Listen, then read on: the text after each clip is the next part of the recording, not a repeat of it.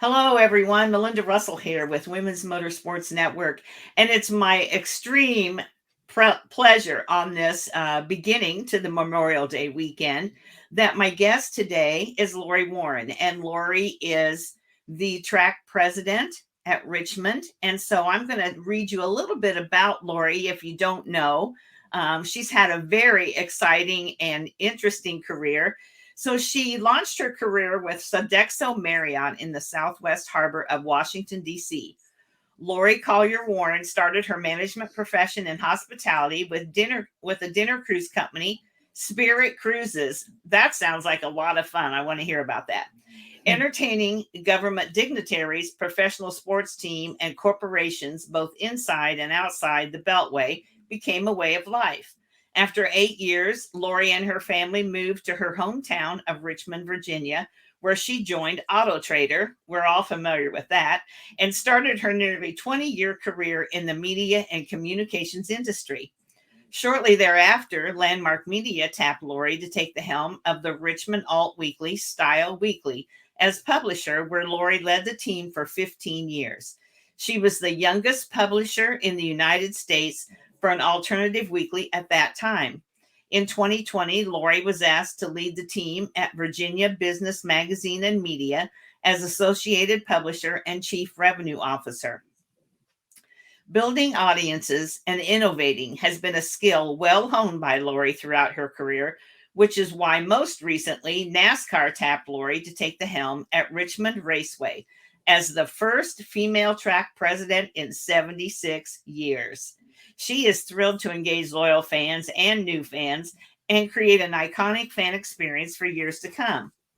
Lori's used to living life in the fast lane with her husband of 24 years and two sons, one in college at Virginia Tech and one in high school at Hanover High School, all of whom drive too fast. Lori, welcome to the show. Thank you. And they do indeed drive too fast. They need to slow down, or or I'm going to spend all of my work salary on tickets for them. Yeah, and insurance. And insurance, indeed. Insurance is probably worse than the tickets at some point, for sure. Absolutely. Absolutely. Thanks for having me, Melinda. I appreciate it. I'm so thrilled to have you. So, Lori, we've got a short amount of time. We're going to pack a lot into it. You've done a lot of interesting things in your career. And when I read through that resume type that they sent me to let me know a little bit more, it makes me see that careers are a progression. We start out here and we move up and we move here and we move here and we meet people and we network. And that is, I think, from reading that, how NASCAR probably had their eye on you at some point and found you to be the president at Richmond. Would that be the correct? I would say that is entirely correct. I think one of the things is you do meet people and you stay connected, and you continue to reach out. You reach backwards and you reach forwards continually. I've just continued to stay connected to the people that I've found interesting and fascinating, and I wanted to learn from a lot of those people along the way. And I think that's what's led me into different pathways along my career. For some reason, cars and transportation has been the common theme, whether it's been a cruise ship or Auto Trader or now NASCAR. For some reason, that's been the consistent theme, ironically.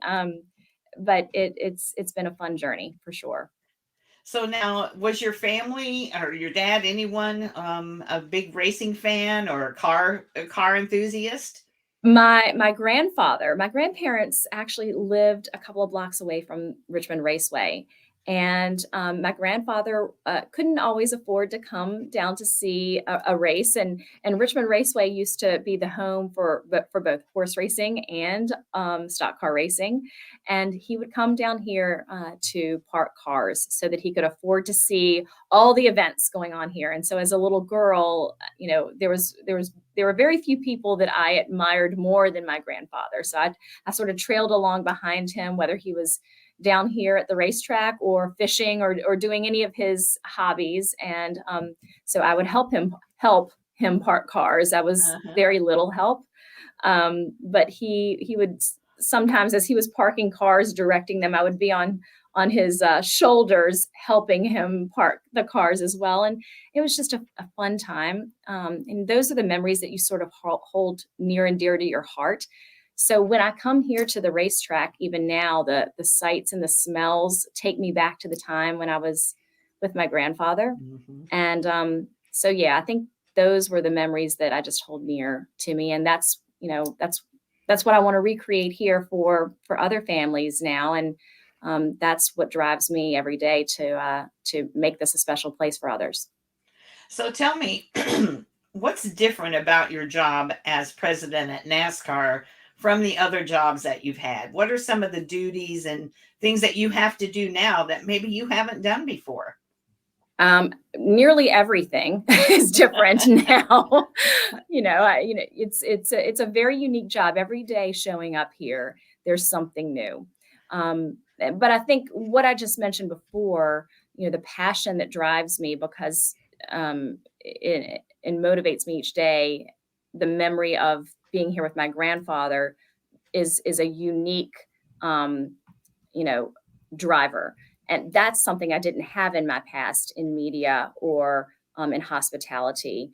It's a wonderful motivator to get up and go to make sure that I am able to help create the memory for others. And so that's exciting to be able to do that along with the team here. And the team here is just incredibly talented. So seeing their drive and passion also helps drive me.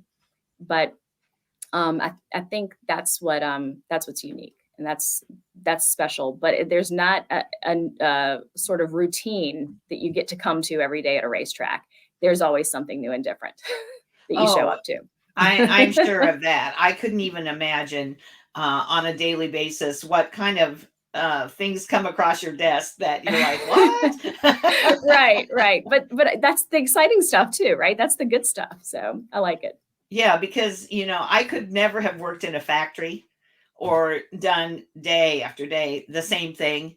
I like to have, in fact, I have too many things on my plate, and you probably do too, because that's what keeps me motivated and interested in what Hmm. I do. And so I'm assuming that's kind of how it is to be the president at Richmond.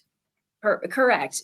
And other than the 2 weekends for the NASCAR races, we also have about 120 other events at the racetrack. We have expo halls and we have a concert venue, and we put on about 16 to 20 concerts each year. It's an amphitheater. So we stay busy year round. We're 365. And so yeah, it's a pretty happening place at Richmond Raceway Complex. So Yeah. it's been Yeah. fun. It's been a real treat. I'm sure it has. So, what was your reaction or when NASCAR came calling? Were you like jumped at the chance? Did you have to think it over, or were All of you the were you above. shocked that they Yes. called? Yes. Yeah, all of the above. As you read that incredibly long bio that was a little painful. Sorry about that. Oh no, it was great. It was that great. my history had been in media and a little bit in hospitality. And so I had been, helping to grow audiences and rebrand legacy or organizations that had, had some challenging times because they were legacy institutions in our region, but had just needed a refresh and a rebrand to remind the area here that they were an incredible institution. They just needed a little, refresh.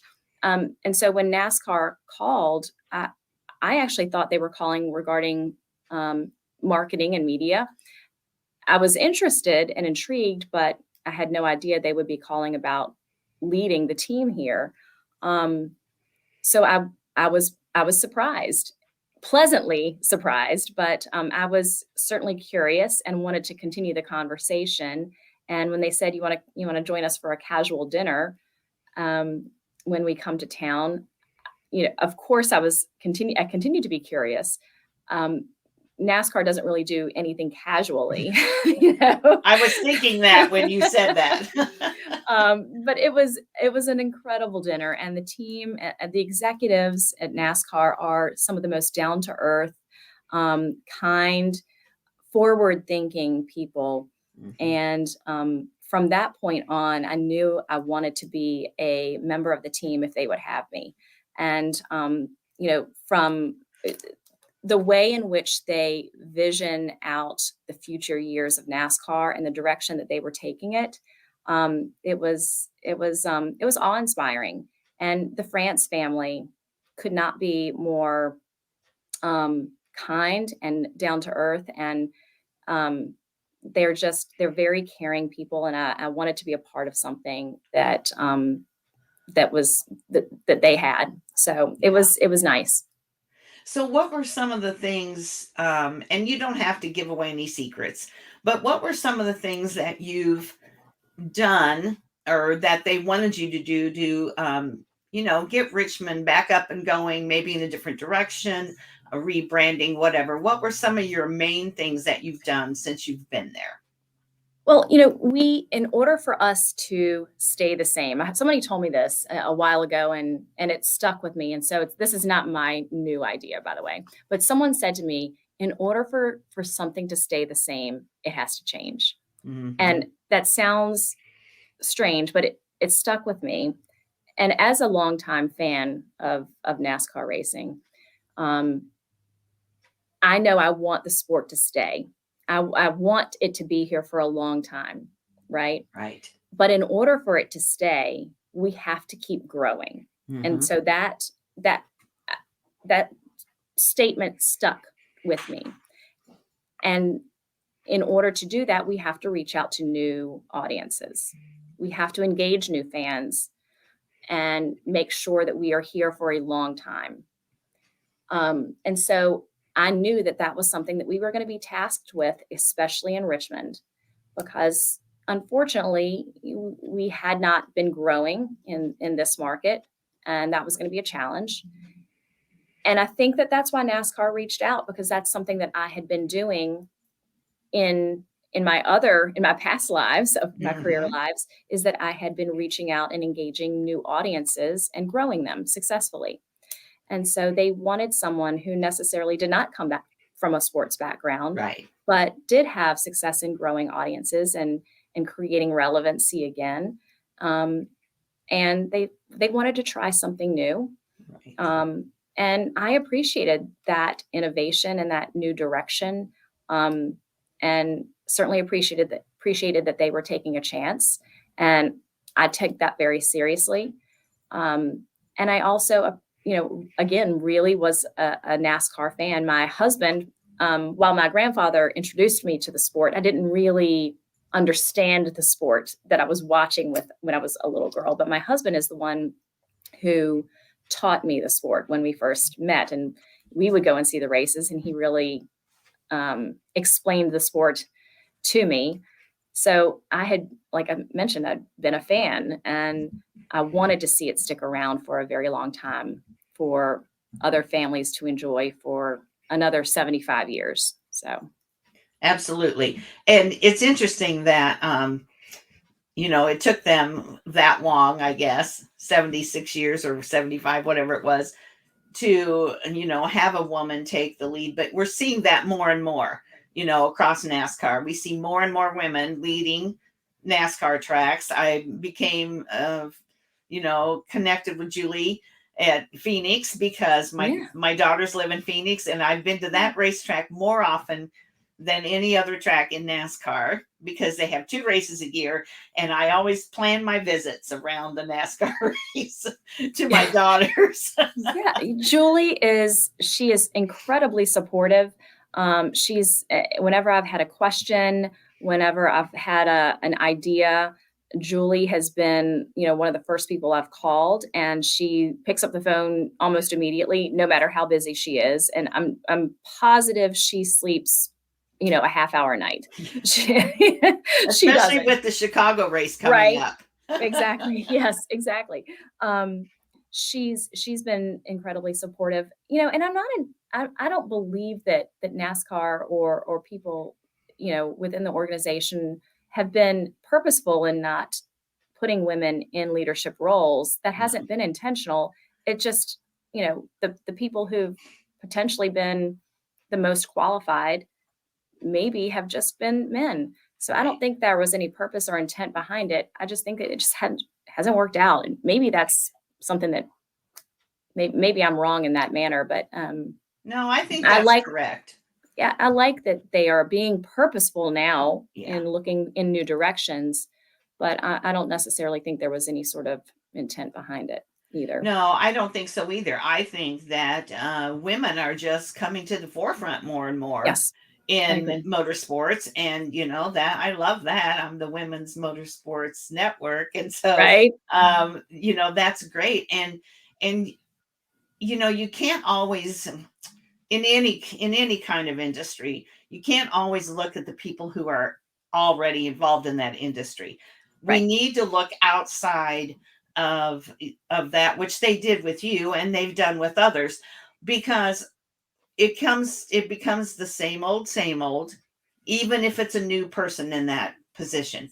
And so the new ideas and bringing things that you've done from other opportunities that you've had, it just brings like a breath of fresh air to everybody in NASCAR. And some of the things that they're doing, the Chicago race, I went to Los Angeles to the Coliseum for the first race. And just there's just things that you're like, we would have never thought these things would have happened, you know 5 years ago, 10 years ago.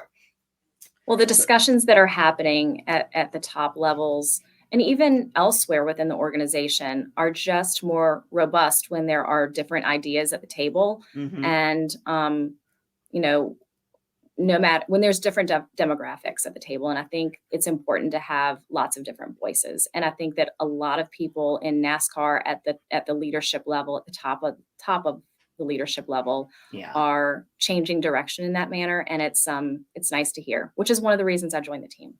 Yeah, absolutely. So I want to talk to you just a minute about women in motorsports. That's kind of Sure. the theme that I have.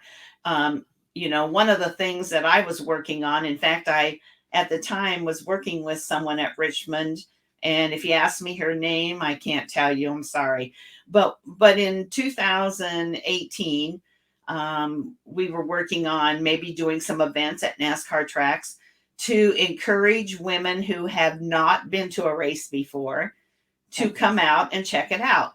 And so I was working with a number of tracks, NASCAR tracks, and in 19, and we were going to have some events in 2020, and then we know Mhm. what happened there, don't we? Sure. So that all kind of fell apart. That's still something that I'd love to do, because more and more women are coming to the races. When you sit in the grandstand, you look around, there's more and more women all the time. But there's also a huge group of women who might live a few miles from the racetrack in Mhm. Richmond or wherever and have never been there because they think it's a man's sport. They don't see the excitement and the things that you and I know about racing. Mhm. And if you watch it on television, it's one thing, but it's nothing like being at the track, hearing, seeing, and smelling all the sights, the sounds, everything. And so my goal was always to reach out, have an event at Richmond or wherever, and reach out to women's groups in that area and bring them to the track and open up our sport to women who would have never ventured to come to the racetrack.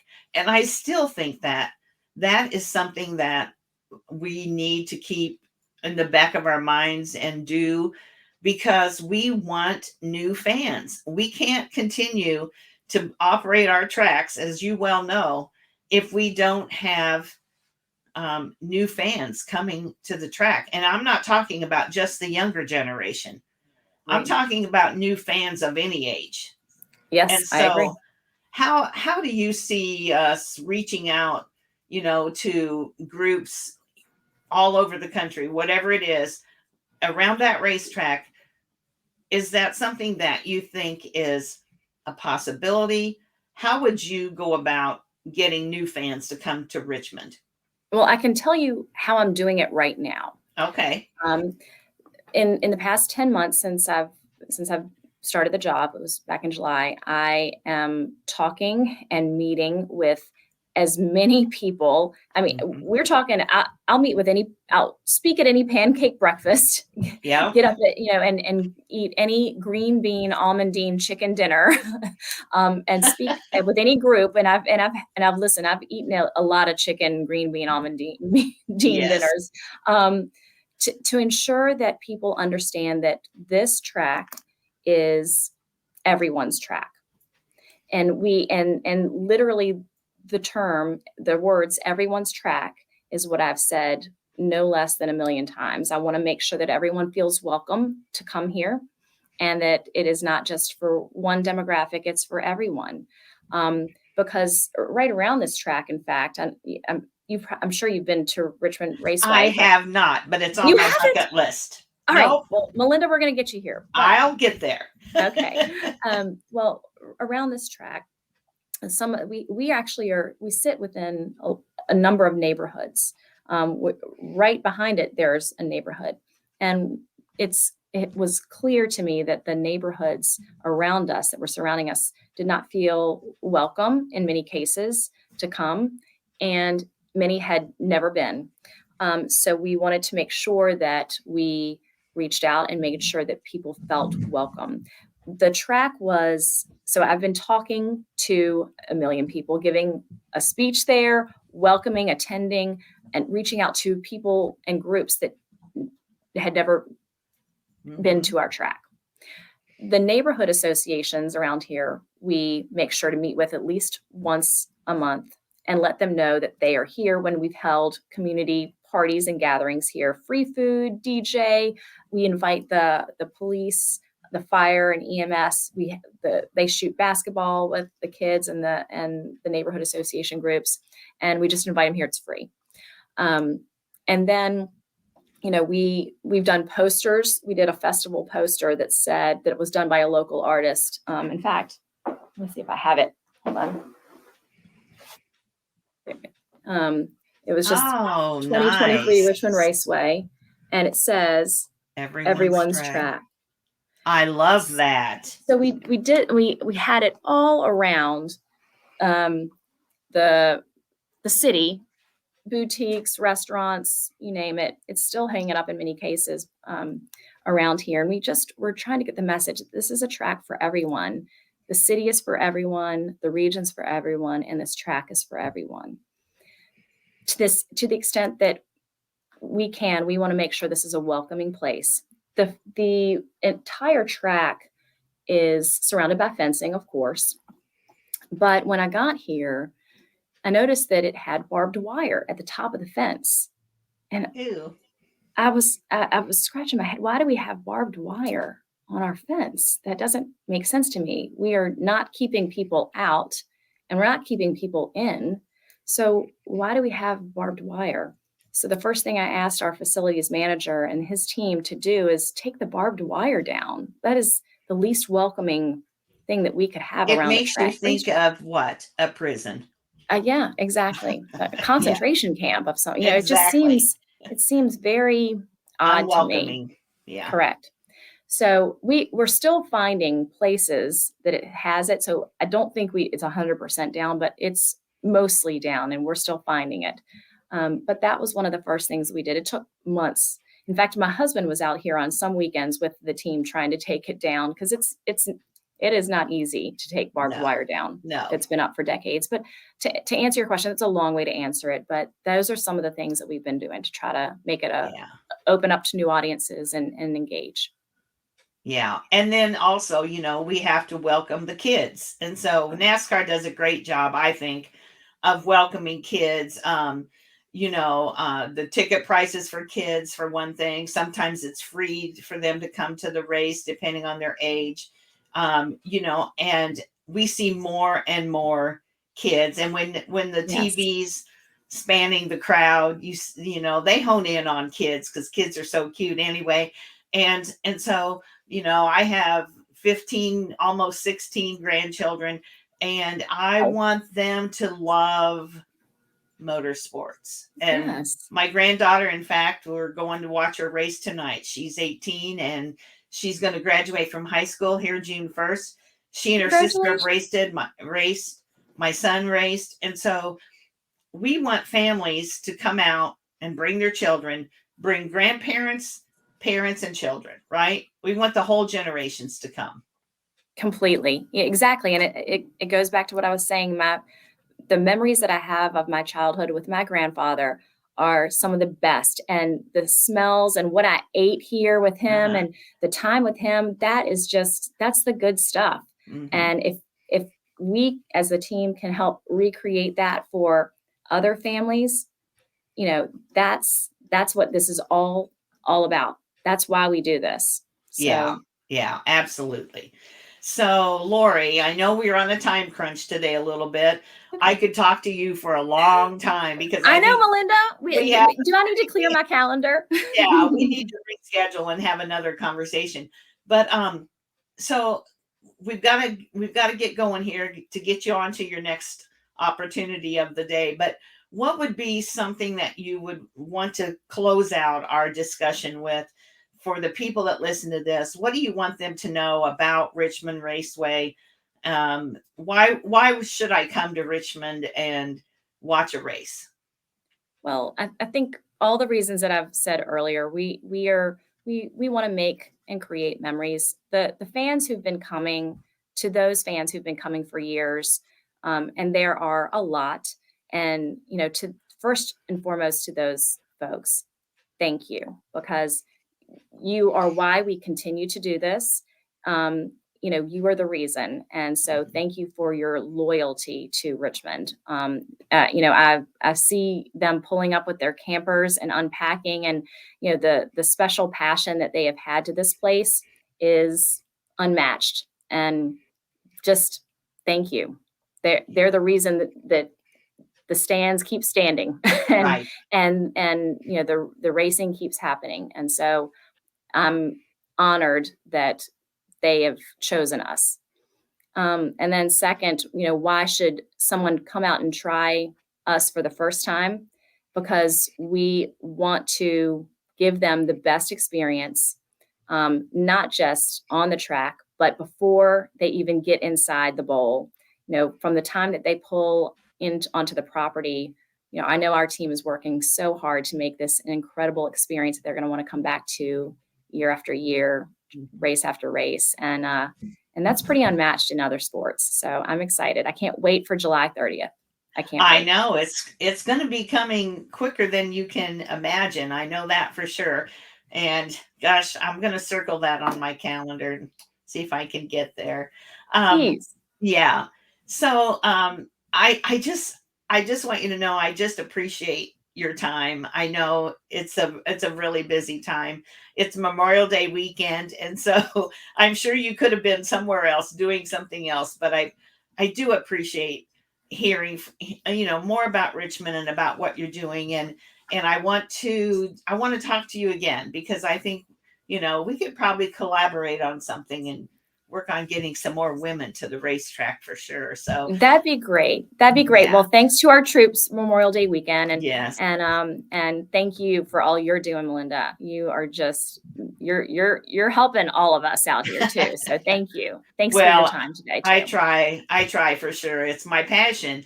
If you don't live your passion or work your passion, then what is it's just I could be retired, I could be knitting or scrapbooking or doing whatever, but that doesn't keep me going. This is what keeps me going.